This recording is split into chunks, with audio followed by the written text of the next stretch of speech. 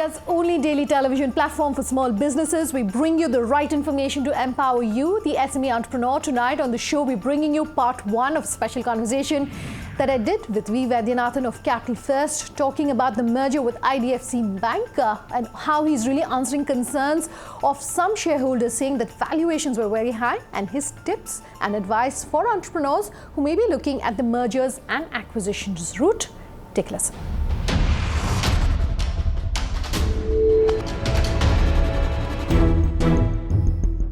In 1991, India initiated the policy of economic liberalization. Indian markets were opened up for foreign investments. Import duty and taxes were reduced, and the country started running towards becoming the world's fastest growing economy. This economic growth brought higher disposable income for the aspiring middle class, propelling growth for the financial and banking sectors in India. While acquiring loans became easier for big organizations, MSMEs continued to face challenges. CapitalFirst, a financial institution, provides debt financing to small entrepreneurs, with Vaidyanathan at the helm. CapitalFirst has been listed on the NSE and the BSE. In the last 5 years, the market cap of the company has grown from Rs 7.81 billion to Rs 76.28 billion. My first question to you, and I remember this is one of the first things we'd asked you when we met you last season for season 6, about the idea really, the seed of the idea that had formed when it came to really setting up a bank. That thought was always there when you were leaving ICICI as well. Just maybe you can walk us through that. First of all, it's a great pleasure to be on Leaders of Tomorrow for a second time this year. With regard to the seed, I was on your channel maybe 2010, as well as on another channel as well. And our original opening thought was that, this is a non-banking finance company. We will build a new business model on it of financing small entrepreneurs and financing small consumers in India, and one day hope to convert it to a bank.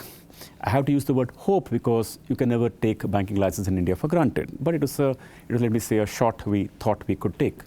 It just so happens that 8 years have gone by, the company's become very large, the company's got a unique positioning in a financing of small entrepreneur space. The loan book has crossed to 27,000 crores, or in fact touching 30,000 crores this quarter. So it just got the kind of scale to merge into a bank and then get a banking license, or let me say, get a banking platform through the process. Okay, so congratulations on the nod coming in from RBI as far as the merger is concerned with IDFC. What has it been like in the last year? It's been hectic, of course, in terms of all the approvals coming in terms of the merger happening, but maybe some of the highlights of this past year? Yes, it's been very hectic because the announcement was first made in January, and let me say 3 months leading to the announcement was also very hectic. January to now, yes, there are a number of approvals to be taken from the regulator, from RBI, from SEBI, from NSE, from BSE, from Competition Commission of India. That is one process. 2 was with regarding to understanding the two organizations along the way, got to know a number of people there and figuring out how to put the two merger together. So yes, it's been very tough, maybe 12 hours, 14 hours kind of work life, and the brain never switches off because even I wake up in the middle of the night and at 2 o'clock in the morning, I'm thinking about what next about the merger. But it's all been worth it. It's all been worth it. It's getting very close. A critical vote is on September 3 from shareholders. Never to take it for granted. Okay.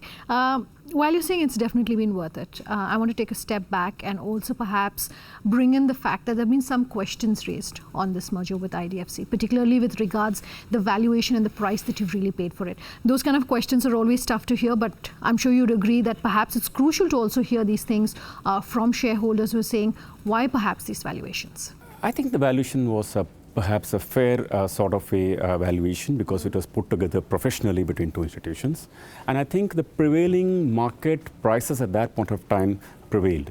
I think in the end, the issue is not about so much about valuation. The issue is about what can be created together on a platform that is almost perennial in the form of a banking license. Okay. So what are you saying to those people who are saying that perhaps you've overpriced and you've sort of overpaid really for this merger with IDFC? But I think the way to look about it is that a banking platform is a perennial it's almost a perennial way of doing business, because the liabilities franchise, which is the deposits franchise that comes along with it, is very, very powerful in the long run. So we got to see that in that context, because the need is from both parties. From our point of view, the need is to get a banking platform so that we get liabilities forever and low-cost liabilities. From their point of view, the need was for getting a retailization of the loan book. And I think we should focus on what together we can put together, rather than just worry about valuation. I think valuation, the past story, it's happened about a year ago. I don't think there's any relooking about that at all. Okay, so on one hand, of course, there's valuations. There's also been some concerns in terms of the market cap. Is there anything that you want to address through this interview? Yes. Yes, I understand. I understand that the market cap actually came down from about 8,000 crores to say about maybe down 30% since the time we announced the deal, and I'm sure you're referring to that. But again, we got to see the short run and the long run. When we look at, like I said, a banking platform, we get to do a lot more products along with this. Today, as a non-banking finance company, our main line of business is to lend. Tomorrow, liabilities, which is deposits, become a line of business. Wealth management becomes a line of business. A credit card becomes a line of business. A overdraft lines of credit becomes a line of business. So it becomes a much more comprehensive proposition with a liabilities franchise. So I always say that when we look long, a 5-year, 8-year, 10-year period, and longer from there on, a banking franchise just gives you that sense of comfort of perenniality with multiple sources of revenue. So I think, therefore, to your comment on shareholders, I definitely think that people should see it in the longer run. And I'm very sure in the long run, this will create more value than being a monoline player. Okay. We were also talking about, the shareholders, and I want to flip that around on its head and say that, do you think it's important that listed small businesses, SMEs, MSMEs, etc., have shareholders who can ask these tough questions? Why is it crucial to have that? No, indeed. I think every shareholder has a right to ask these questions and should ask these questions, because after all, from a shareholder's point of view, even if it's a minority shareholder, it is material value or investment from that shareholder's point of view, and we should be sensitive to that. Which is why when we wrote out this annual report for this year for our shareholders, I specifically took an effort to write to them that I understand your feelings when the share prices come down after the announcement, but I assure you that this is a platform for keeps or for the longer run. So I do think that yes, shareholders have a right and should exercise those rights. Okay, let me look at the big picture when it comes to M&As now. The businesses and the entrepreneurs that we talk to have a turnover up to 500 crores. How crucial is it for small businesses to look at M&A? Would you say it's important for them, or to maybe consolidate in the first couple of years and then look at inorganic growth? There should be a specific need and a purpose for M&A, because M&A by itself is probably meaningless, and how many M&As fail if they don't come with a specific purpose. In this case I described to you, there was a need from both organizations, and that became the basis of why we decided we have to make it happen. Then there's a question of, then there are, let me say, an issue of how to figure out the valuation, what are the timings, what are the approvals. You can figure out every issue and you can deal with every issue that comes in front of you if the purpose is clear. So I think definitely, even for small entrepreneurs, medium entrepreneurs, large entrepreneurs wanting to merge or wanting to create M&A, the opportunities has to be clear and the intent should be clear. Okay, so if you're looking at, say, a checklist of sorts or hygiene when it comes to M&A, definitely purpose, I would assume, tops that list. But anything else that you want to give our viewers through this interview to say, here's what you should keep in mind? Well, first of all, I must say that we are going through it right now, and it's not exactly a completed deal where I can give a list of do's and not to do's. But I can safely say, apart from the 2 points we talked about, a purpose and objective and opportunity that we talked about, I think the willingness to put it together in a manner that is conducive, that is comfortable for both parties, and to sell the concept to every member of the team down the line as to why we need this and what is in it for them and what's in it for the institution in the longer run. I think to be able to sell the concept, to communicate the purpose, to a larger team for a greater buy-in becomes very important. That is something that I have done at this point of time to the CapitalFirst employees in the way we write to them from time to time. We talk to a larger employee base through media where we give interviews, let me say, to a larger populace. I think that becomes very important, communication. Okay, so how did you communicate then to your most key stakeholders, if I can call it that, which is your own employees, when you were going through this process and as you're going through this process? How are you handling that? See, the truth is that when the deal was under discussion, it was entirely confidential and it was kept so. But once it was done, we had actually written up an employee communication ready. The moment we announced it to the exchanges, next second the button was pressed so that employees got to know. So this is the way we did it because we felt that the employees should get to know at the earliest. The second thing we did was, in that very mail, we explained to employees why we're doing the transaction, saying that we are getting a banking license or banking platform through this process. It becomes more perennial, sources of income becomes more diversified, and so on, so that people get to see that it's a corporate action happening, all right, it's exciting, but also why it's happening. Time for a quick break, but don't go anywhere. We'll continue bringing you highlights of that conversation I did with Vaidyanathan, talking about that merger that they've done with IDFC Bank and what it really means for their future when it comes to synergies. Do stay tuned.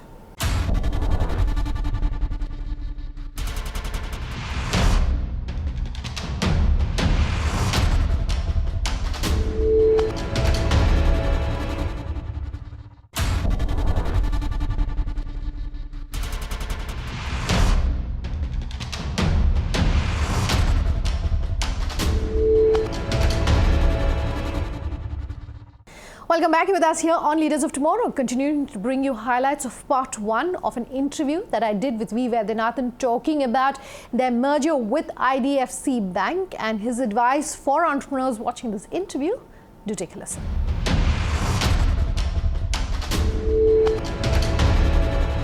Culture is, I would say perhaps, and correct me if I'm wrong, overlooked when it comes to deals, particularly of the size that we're talking about for you. How important is culture? And what do you mean by culture? And when you're looking at integrating two different companies with two different cultures, what should one keep in mind?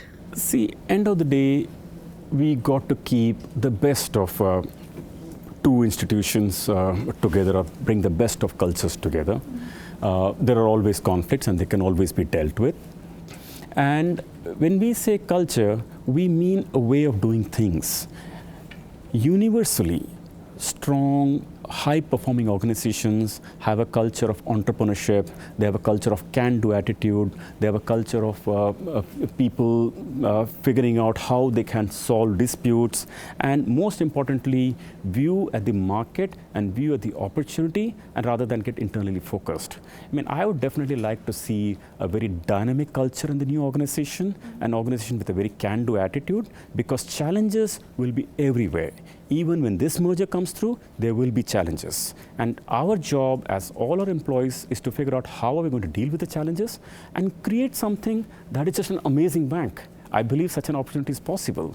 And I think it's right in front of us. Very rare people get such opportunities in their lifetimes. And I think all our employees have that opportunity. Okay, we are talking about challenges, but I want to definitely also talk about the high point, really. And you know, what is exciting you the most about this M&A going through? What perhaps is that one thing that you've perhaps been looking forward to when you're saying, yes, it's all coming through? Okay, I'll put it plain from my side. Yes, a banking license. That was objective number one in 2010. We announced it publicly. Now it's 2018. We're getting it. If this merger goes through, and we believe it will go through. From the other side, yes, they thought the opportunity of getting a new leadership in place. They got an opportunity of getting a retail institution that takes years to create. I must point out to you how retail is built, because retail institutions are not built over 2 or 3 years. It's built over 8 or 10 years over, for example, if you build a 30,000 crore portfolio, it has to season over a period of time. You need to build the customer relationships, system needs to stabilize, and the technology needs to be built. So I think that we bring all of these to the table, and of course they bring an amazing platform and other businesses that they bring together. Okay, I remember this is one of the things that I asked you when we met you last year in terms of your own fundraising. you didn't raise too much funds in the first 2 years of your existence. At any point, did you maybe question yourself to say, why am I even doing this in your initial days? The truth is yes. When at some point of time we were neither getting the equity, I was talking maybe not just 2 timing, I was maybe 3 timing and 4 timing private equity players. I would meet somebody for lunch, I'd meet somebody for breakfast, I'd meet somebody for dinner. I would tell neither of them I met the other person. So sometimes it just became very difficult because we were just not getting equity, or getting debt in 2010, 11, 12 was very difficult because policy paralysis and interest rates going up and all that. So yeah, sometimes it felt it was getting very heavy on us. But I think the mission was very clear that someday you've got to make a large NBFC, convert it to a bank. So the mission probably kept us going. Okay, but apart from, of course, the fact that that was something that you were looking forward to, what helped you keep going in those days? Did you at any point say that, yes, it's difficult, why am I doing this, etc., but the convincing factor to say, this is why I'm doing it, what was that kept you for the long run? See, first of all, there is no going back. When you left the large institution, you're out and looking for equity. You already left their job, so there's no option going back and saying, hey, I want the job back again. They don't exist. So there's no going back. And number 2, I didn't philosophize this so much. Basically, the way I thought was, okay, I'm into it. Now, just keep trying and looking and someone will happen, because what we were going after was a really big opportunity. What was the idea? Finance small entrepreneurs by using technology. Now, that time in 2010-11, the word fintech it is not the big thing, but the concept was very much there. Okay, let's talk about the big picture when it comes to the role of the government for different industries. First and foremost, given that you're going through the M&A, I want to talk about the regulatory environment. The government is talking about ease of doing business, but India doesn't rank very high when it comes to that list. Are you happy perhaps with the overall ecosystem that you've seen for your own business and in this industry? Well, I would say that over the last many years, let me say over the last 5 years or so, there has been tectonic changes in the industry. Let me give you a few examples, and that will drive home the point. Let me say in 2010, there were 150 million credit records on the bureau. Today, there are 600 million. Now, Aadhaar was in its infancy. Now, everybody has an Aadhaar card. The India stack did not exist. Today, India stack exists where anybody can wire money to anybody instantly. So let me say the arrival of artificial intelligence and so on did not exist today. Paytm and the wallets and so on and so forth, they didn't exist. Maybe they existed, but not at the scale they're talking about today. So the whole ecosystem has come together over the last 5 years, and I think it has given digitization a huge push. Now, our industry is not a manual industry. We do not evaluate an entrepreneur by looking at the cash flow specifically, at least for small entrepreneurs. And this digitization has helped us go down the ecosystem. Okay. Just before I come to talk about how fintech is changing and how digitization is changing, I also want to talk about maybe some of the things you'd like to see changing when it comes to the regulatory environment here in India.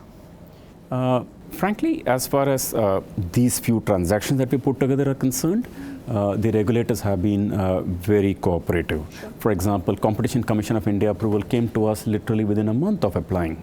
Right? The Reserve Bank of India was very prompt in giving approval for the deal. So I genuinely do not have any complaint so far as this is concerned. Now, I would therefore say that if we are looking ahead in India, I would actually say that if the tax rate structures, and specifically direct tax rate structures, are more favoring small entrepreneurs, I'll be the happiest. Okay. So then digital. Even as you're looking at that base, and as the synergy with IDFC, of course, brings you that focus on the small borrower and the small lender, how is technology really changing? 1 or 2 examples. I mean, everyone is seeing what is happening as far as fintech is concerned. You have a lot of entrepreneurs who are innovating for this space. But as someone who's sitting there having that bird's eye view, what are the specific changes that you're seeing, that you're saying that, hey, this perhaps is what is really changing the industry? Okay, let me give you one example. If you went to buy an item on a credit card, now what do you think the shopkeeper would normally tell you? He'd say, below a ticket size of 250 rupees, I can't accept a credit card. Haven't you heard that before? So now, have you ever heard of someone using a credit card to buy a packet of chips for 5 rupees? No. With the arrival of the Bheem, the Paytms and the mobile phones, now you're able to use a transaction and buy a chips packet for 5 rupees. This was not possible before. Suppose someone wants to give a financing to someone else for 2 months, and you want to just buy a furniture for 2 months and you want to pay back after 2 months. The traditional transaction could not be viable at all. You gave long tenor loans, maybe 1 year or 2 years or 5 years. Now, a small loan for a short tenor is possible to buy a furniture. Why? Because it's fintech. The point therefore I'm making is that fintech is enabling transactions which the traditional financing could not do. Okay. But as more and more companies are entering the fintech space and the competition is becoming more intense, is becoming more crowded, for a small entrepreneur watching this interview, perhaps what do you think is going to be the big game changer, or maybe 1 or 2 trends in the fintech space that you wish more companies would explore? Okay, let me talk from the entrepreneur's point of view. I think that entrepreneur's point of view, clearly the data, he was used to provide his income tax return to get income, and then he was used to waiting for many days to get a loan, for example. Now, that data point of income tax is no longer the relevant data point. Just any number of data exists in terms of mobile phone usage and your water bill payment and so on, utilities bill and so on. Number 2, you don't have to wait for days, you may get it in maybe minutes. So from an entrepreneur's point of view, life has definitely changed. Now, from a financial's point of view, I would definitely say that the number of players have dramatically increased. Earlier it was banks, then it was banks and NBFCs, then it was that is traditional NBFCs, then it's banks, traditional NBFCs, new age NBFCs. Now it is banks, traditional NBFCs, new age NBFCs, fintechs. So the ecosystem has definitely expanded a lot. I think that we should look at this not from the lender's point of view, we should look at this from the consumer's point of view, and from the consumer's point of view, I think the story has expanded a lot. Okay. Do you see India becoming a completely cashless society like what's happening in Sweden or the US? Do you want to see that? Do you think that model perhaps is right for a country like India? Is it a wish list? The answer is yes. When we see developed countries moving more and more cashless, do we want to see our nation get there? The answer is yes. Has significant progress been done in the last few years? The answer is yes. Sometimes people look at demonetization and say that, look, cash is back. So what's the point in having done demonetization? I don't see it like that. Cash as a percentage of the economy has definitely come down. So therefore, do I want to see that? The answer is yes. Okay. All right, completely out of time on part 1 of this special conversation with Vaidyanathan. If you have any feedback for us, here's how you get in touch. leadersoftomorrowtimesgroup.com is our email ID. You can also get in touch with us on social media. Sunanda_J is my Twitter handle, or reach us on LOT_ET now, which is our official Twitter handle. Our Facebook page is Leaders of Tomorrow on ET now. All right, that's our show tonight, but part 2 coming up, talking about culture and the importance of hiring right with Vaidyanathan. What should one look at? We look for people who are energetic, who are motivated, who have some contextual knowledge but don't need to be experts, but attitudinally has to be fantastic. They're in tune with the larger mission of an organization. Then I think that's the kind of people to hire. I think there's a lot, it depends on the people who are seniors and who are senior management, who are entrepreneurs.